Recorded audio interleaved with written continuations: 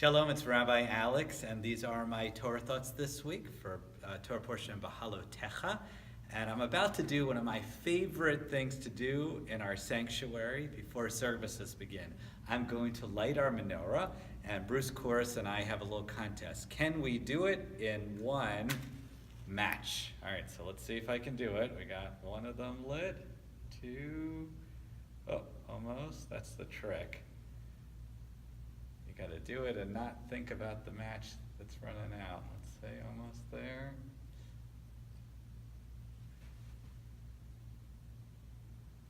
Bruce is much better at this than I am.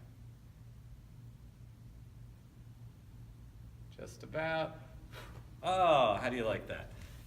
So this synagogue menorah is, again, one of my favorite things to do is to light it before services. I kind of feel like we're back in the Torah. This week's Torah portion, Bahalotecha, talks about lighting or lifting up the candles in the holy sanctuary in the ancient temple or the ancient tabernacle.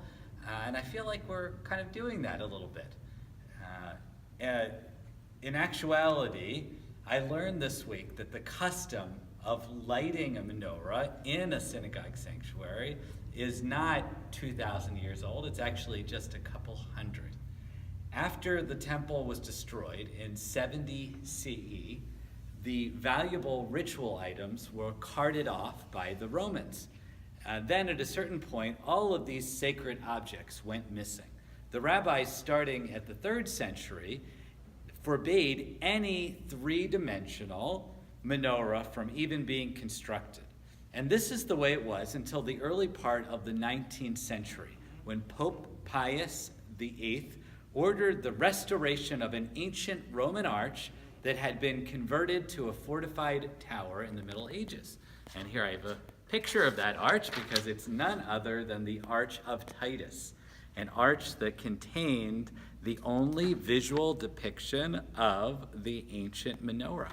They actually have researched this more recently and found that there's gold or yellow paint on here to prove that it was in fact gold.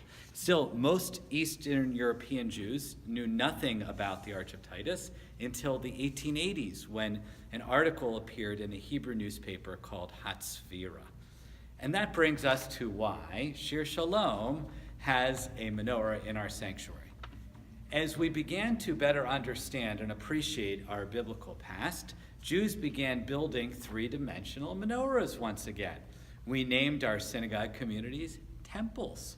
We embraced our past. We began once again to lift up the lights of the menorah, just like Aaron does in the Torah portion, just side by side with the lights for Shabbat, just as we do today at Shir Shalom. In this way, we have fulfilled the words of Rabbi Isaac Cook, the first chief rabbi of the state of Israel, who famously said, "The old shall be made new, and the new shall be made holy." Wishing you a terrific week, a Shabbat Shalom, and happy menorah lighting.